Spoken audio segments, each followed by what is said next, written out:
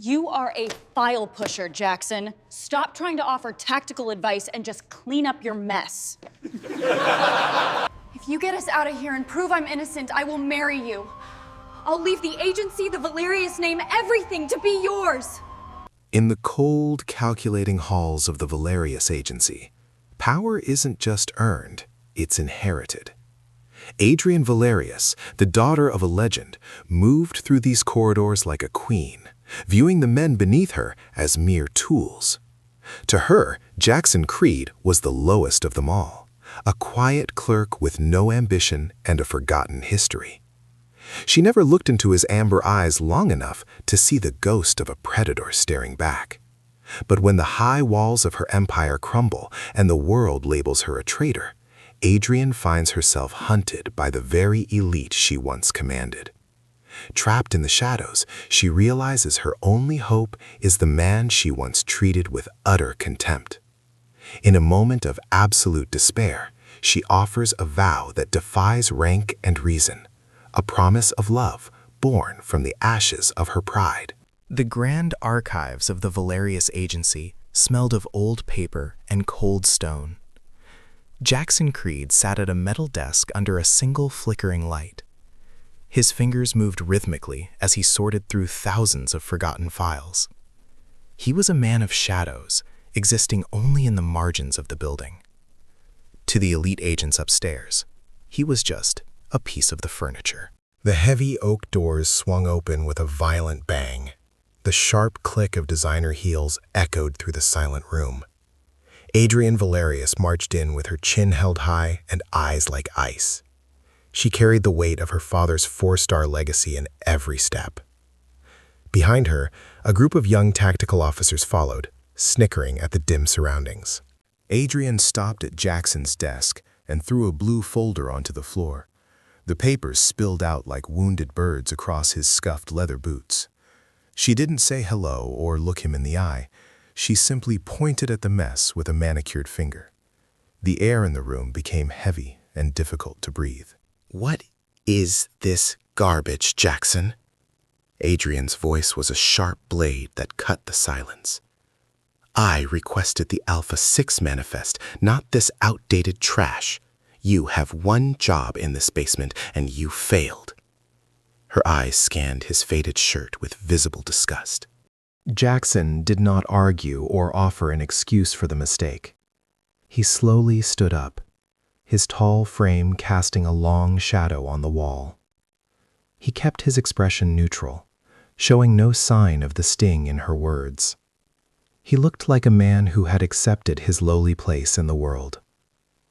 The tactical officers laughed at his silent submission. Is he even awake? One officer whispered loudly. Maybe the dust has filled his brain. Adrienne let out a cold, short laugh that didn't reach her eyes. She stepped closer, her perfume masking the scent of the old archives. "Pick them up, Jaxon," Adrienne commanded, her voice dropping to a dangerous whisper. "Use those hands for something useful for once. You are a paper-shuffling ghost who will die in this basement. You are nothing compared to the men who actually bleed for this country." Jaxon slowly knelt down on the cold marble floor. His knuckles were white as he gathered the loose papers one by one. He noticed a tiny electronic shimmer on Adrienne's silk color. It was a high-tech listening device, a sign of a looming betrayal. He reached out to warn her, but she stepped back as if touched by something filthy. "Don't you dare touch me," she hissed, her face flushed with sudden anger. "Your hands are covered in grease and failure. I am the director, and you are a clerical error. Stay in your hole and never come to the upper floors again." She turned on her heel and walked away without looking back. Her entourage followed, their mocking laughter trailing behind them like a bad smell.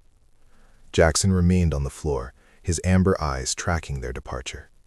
He tucked the folder under his arm and stood up with predatory grace. The silence returned to the archives, but it felt different now. Jaxon looked at the digital watch on his wrist as it began to hum. He knew the listening device on her collar was active and recording. Someone was setting a trap for the daughter of the general. He went back to his desk and opened a hidden compartment in the drawer. Suddenly, the red emergency lights began to pulse against the walls. A deafening siren screamed through the vents of the underground complex. The voice of the automated security system echoed through the halls. A level 10 breach had been detected in the director's office. The hunter had become the prey, and the archives were no longer safe. The elevator doors hissed open to a scene of total chaos. Smoke filled the hallway where the elite tactical team lay unconscious. Adrienne leaned against a wall, her pinstripe jacket torn and her breathing ragged. She held a small drive to her chest, as if it were her own heart. The world she knew had turned into a burning cage in seconds. Shadows moved at the end of the corridor with lethal intent. Adrienne raised her sidearm with trembling hands, but her vision was blurred by tears.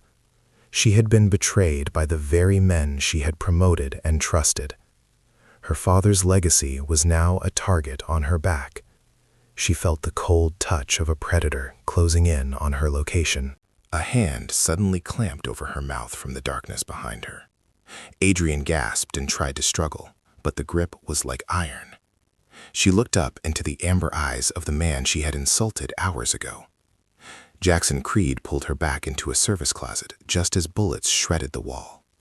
He moved with a speed that defied his clerical reputation.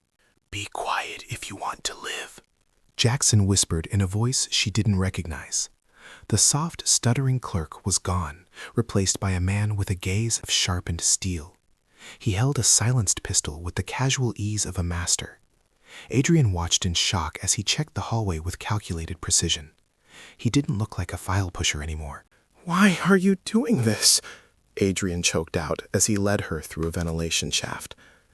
"I treated you like garbage, and now I am a dead woman walking. My own fiancé sold me out for that drive in my hand. Everyone I know is trying to kill me right now." She felt the weight of her entire world collapsing. Jaxon didn't answer until they reached a rain-slicked alleyway behind the complex.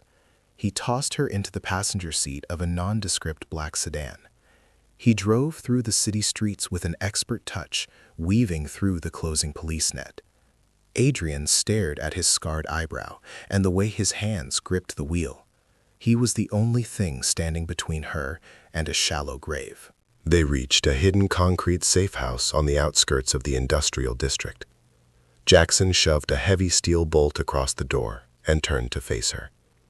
He began unpacking a tactical vest and high-grade surveillance equipment from a hidden floorboard. Adrienne sat on a wooden crate, her mascara running down her pale cheeks. She looked small and broken in the flickering fluorescent light. "They will find us here," Adrienne said, her voice cracking with pure despair. "My father will be disgraced and I will die as a traitor. There is no one left to trust in this entire city." She covered her face with her hands and began to sob. Her pride had been her armor, and now she was naked. Jaxon knelt in front of her and handed her a glass of water. "I have been watching the breach for months, Adrienne. I knew this day would come, and I stayed to catch you when you fell." He spoke with a calm authority that silenced her crying. He was no longer the man she had mocked in the archives. Adrienne looked at him, her emerald eyes searching his face for a lie. "If you get us out of here and prove I am innocent, I will do anything. I will marry you and leave the agency and my family name behind. I will be yours forever if you can just save my honor." The reckless vow hung in the air like a heavy curtain. Jaxon paused, his hand hovering over a specialized decryption device. He looked at her with an intensity that made her heart skip a beat. "I don't want your name or your father's power, Adrienne. I want the woman who is brave enough to stand in the truth." He stood up and strapped a combat knife to his thigh. "Stay behind me and do exactly what I say," he commanded. "We are going to take back your life and burn their empire to the ground." He opened a laptop, and the screen filled with the true identities of the conspirators. The hunt was officially over, and the counterstrike had begun. Adrienne stood up and followed the man she had once called nothing. The glass doors of the Valerius Plaza shattered under a controlled blast. Jaxon stepped through the smoke with Adrienne at his side. He wore a dark tactical suit that fit him like a second skin. His honey amber eyes scanned the ballroom for threats. The elite guests froze with their champagne glasses midair. At the center of the room stood Marcus, Adrienne's former fiancé. He wore a tuxedo and a smile of triumph that vanished instantly. He held the Ghost Protocol drive high for the cameras.